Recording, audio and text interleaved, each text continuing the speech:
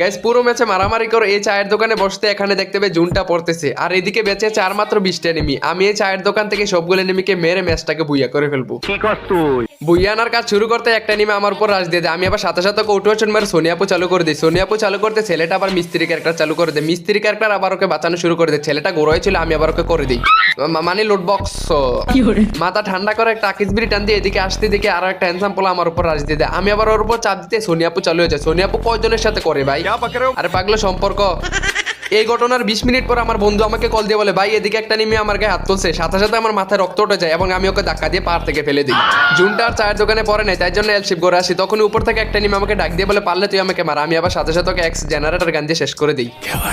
আমার কাছে একটা প্রাইভেট লঞ্চ প্যাড ছিল। প্রাইভেট লঞ্চ প্যাড দিয়ে আমি একটু আকাশে উঠতে চাইছিলাম, তখনই একটা ট্রাক ড্রাইভার এসে আমাকে ধাক্কা মেরে মাটিতে ফেলে দেয়। তাই জন্য আমার মাথায় রক্ত উঠে যায়। ছেলেটাকে আমি শেষ করার জন্য প্রথমে গাড়িটাকে ফাটিয়ে দিই। ছেলেটা আবার একটা গ্লোয়াল মেরে নেয়, কিন্তু আমার কাছে গ্লোয়ালের আব্বু গান আছে। গ্লোয়ালের আব্বু, এই গ্লোয়ালের আব্বু গান দিয়ে গ্লোয়ালটা ফাটিয়ে ওর লোড বক্সে আগরবাতি জ্বালিয়ে দিই।